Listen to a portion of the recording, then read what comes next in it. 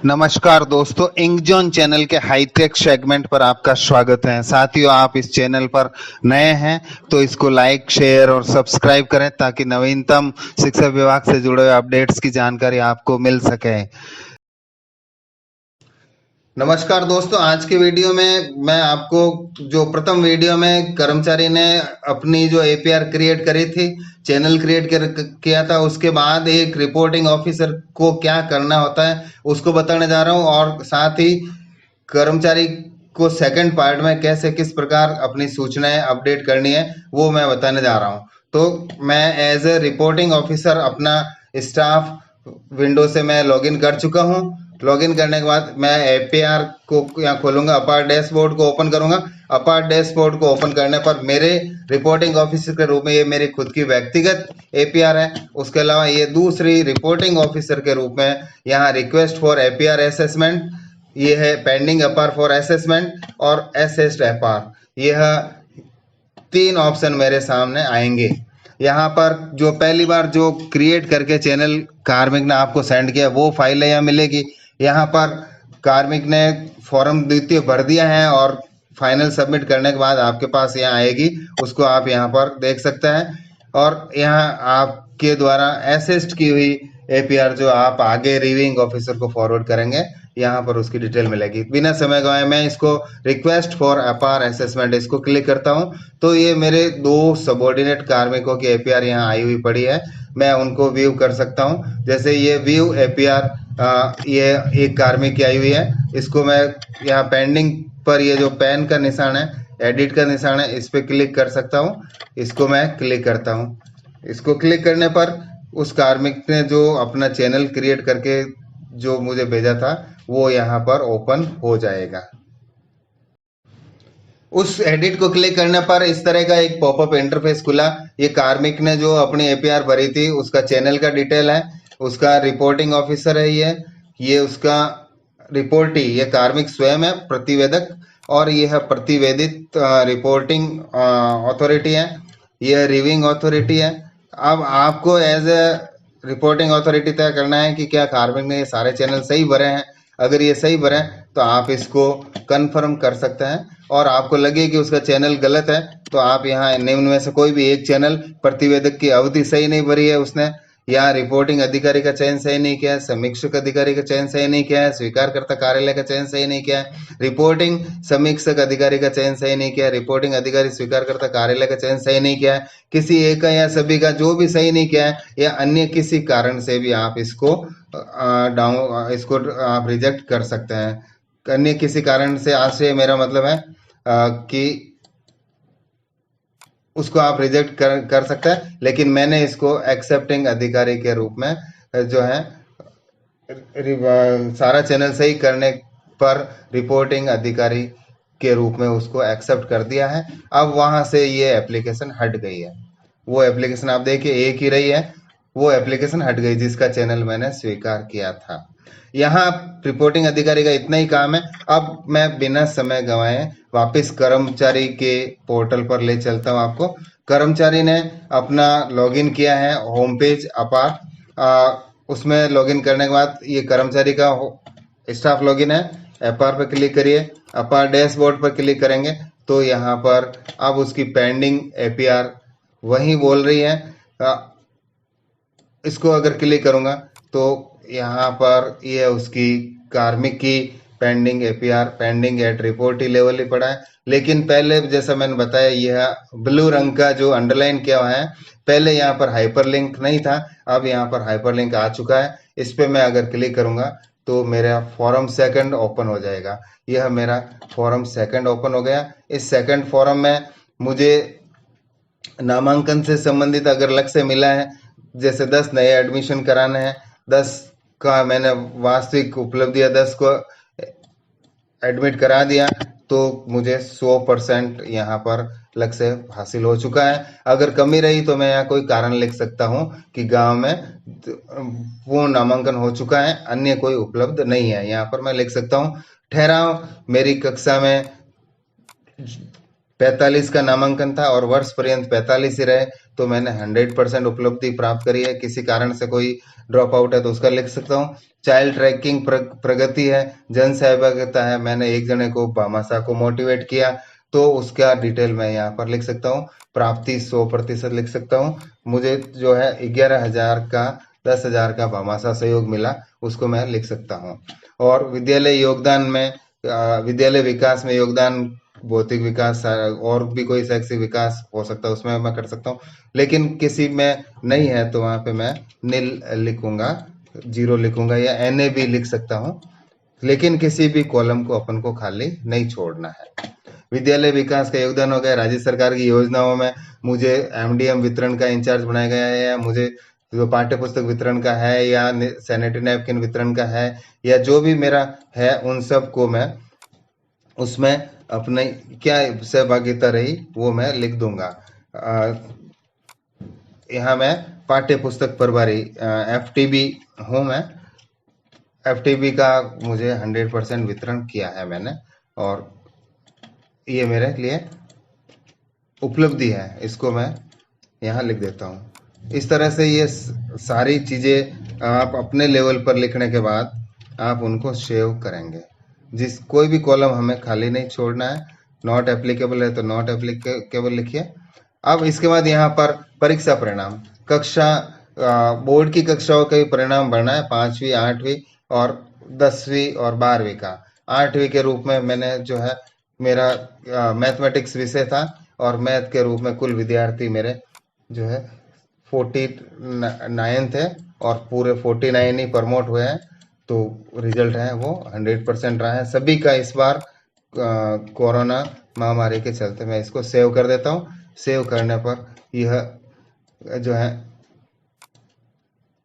60% है, उससे उत्तीर्ण अंकों की संख्या। इसको मैं ये कक्षा 10वीं का भी परिणाम मैंने भरा है। मैथमेटिक्स सब्जेक्ट था, 69 स्टूडेंट थे, सब पास हुए और सब के सब 60% से ज्यादा हुए, 100%। इस प्रकार ये अगर गलत भी प्रविष्टि हो जाए तो अपन यहाँ से डिलीट कर सकते हैं। यहाँ अन्य शैक्षणिक उपलब्धियों के बारे में, जैसे मैं जो है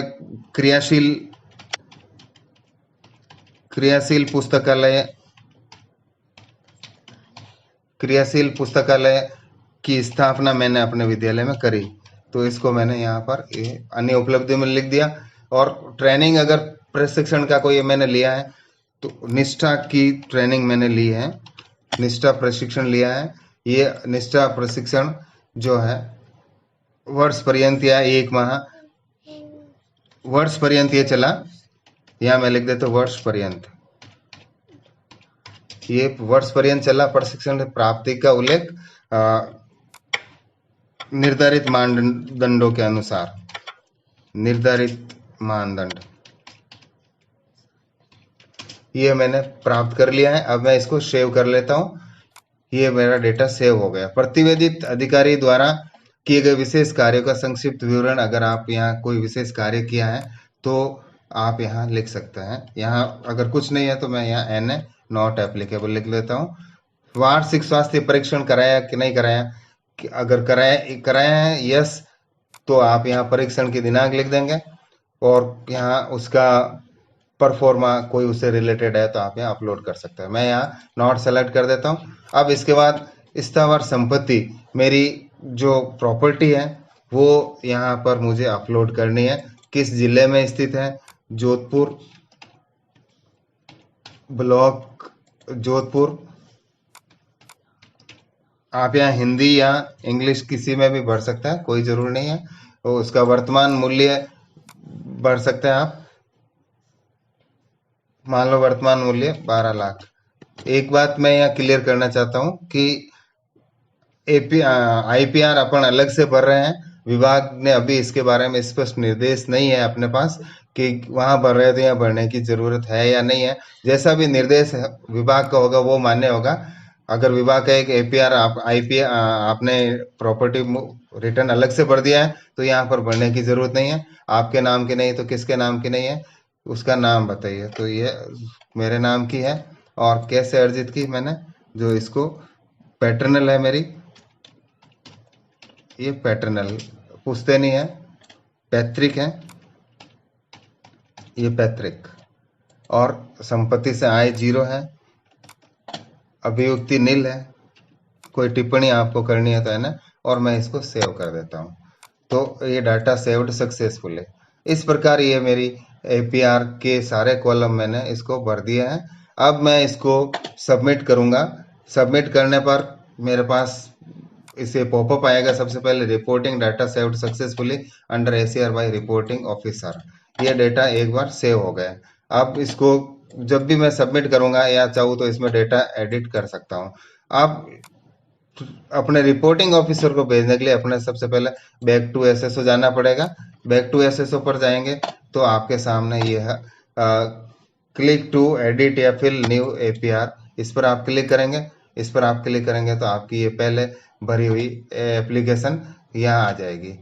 यहाँ पर 2 ऑप्शन आते हुए आपके सामने आए हैं। प्रीव्यू, प्रीव्यू पर आप क्लिक करेंगे तो अब तक आपके द्वारा भरी हुई एसीआर की पीडीएफ आपका यहाँ बाय डिफॉल्ट डाउनलोड होगी। मैं ये प्रीव्यू को क्लिक करता हूँ। प्रीव्यू को क्लिक करने पर भरी हुई एपीआर जो डाउनलोड हो गई है वो इस प्रकार है। यह पीडीएफ मेरी जो मैंने एपीआर भरी थी वो इस प्रकार डाउनलोड हो चुकी है। इसकी प्रत्येक प्रविष्टि की एंट्री मैं चेक कर सकता हूं। अगर सेटिस्फाइड नहीं हूं तो वहां एडिट में जाकर इसको आप देख सकता हूं। यह वापस एडिट पर आए। यहाँ पर अगर आप चाहें कि भाई इससे संतुष्ट नहीं है तो फिल एप्लीकेशन पर आप क्लिक करके वापस इसको एडिट कर सकते हैं। जैसे ये फिल एप्लीकेशन पर क्लिक किया मैंने तो ये मेरा फॉर्म वापस खुल गया और ये इसका मैं चाहूँ जहाँ एंट्री एडिट कर सकता हूँ। वापस बैक टू एसएसओ चलता हूँ मैं, back to dashboard rather, click to fill APR. यहाँ पर लॉक एंड फॉरवर्ड एप्लीकेशन, यहाँ मैं लॉक एंड फॉरवर्ड कर क्लिक करता हूँ। Are you sure you want to lock entire application and send to reporting officer? Okay, मैं इसको okay करता हूँ। तो अब मेरे पास ये ओटीपी आया है, इसको मैं ओटीपी लेकर सबमिट कर दूंगा। ओटीपी आने पर मैं इसको ओटीपी कंफर्म कर देता हूं। ओटीपी कंफर्म करने पर यह एप्लीकेशन फिनिश्ड है by reporting officer successfully, okay हो गया। और इस प्रकार यह है ओटीपी जो है डालने के बाद पेंडिंग ऑलरेडी सबमिटेड, और प्रीव्यू में यह आप इसको देख सकते हैं। वहां पर यह एप्लीकेशन पहुंच चुकी है। वापस बैक टू डैशबोर्ड जाएंगे तो यहाँ आपको व्यू एपीआर स्टेटस, अपना स्टेटस अब यहाँ शिफ्ट हो गया। पहले यहाँ फिल का ऑप्शन आ रहा था, पेंडिंग नहीं है, फील्ड एपीआर है। और उसका स्टेटस आप चाहे तो अपन देख सकते हैं। पेंडिंग लेवल किस लेवल पे पेंडिंग है? रिपोर्टिंग लेवल पर पेंडिंग है, रिपोर्टिंग अथॉरिटी लेवल पर पेंडिंग है। वहां पर आप इसको देख पाएंगे जब वो अप्रूव करेंगे आगे। यहाँ पर तक कार्मिक का काम पूरा हो चुका है। एक बार फिर से मैं आपको रिपोर्टिंग ऑफिसर के डैशबोर्ड पर मैं लिए चलता हूं। ये रिपोर्टिंग ऑफिसर का डैशबोर्ड है, इसको आप क्लिक करिएगा। ये है रिपोर्टिंग ऑफिसर का डैशबोर्ड है। यहाँ पर यह पेंडिंग एपीआर फॉर असेसमेंट जो पहले नहीं था अब यहाँ पर आ चुका है। इसको मैं क्लिक करता हूं तो आप देखिए यहाँ पर view APR applied, APR number इतना, पीरियड इतना, ये कार्मिक है और पेंडिंग एट रिपोर्टिंग लेवल। आप इसको पहले यहाँ हाइपरलिंक नहीं था, रिपोर्टिंग ऑफिसर के रूप में मैं यहाँ इसको क्लिक करता हूँ तो उस कार्मिक की भरी हुई एपीआर अपने सामने आ चुकी है। अब यहाँ पर आपको कुछ कार्रवाई करनी है। क्या करना है इसको पूरा अगले वीडियो में मैं आपको प्रेजेंट करूंगा।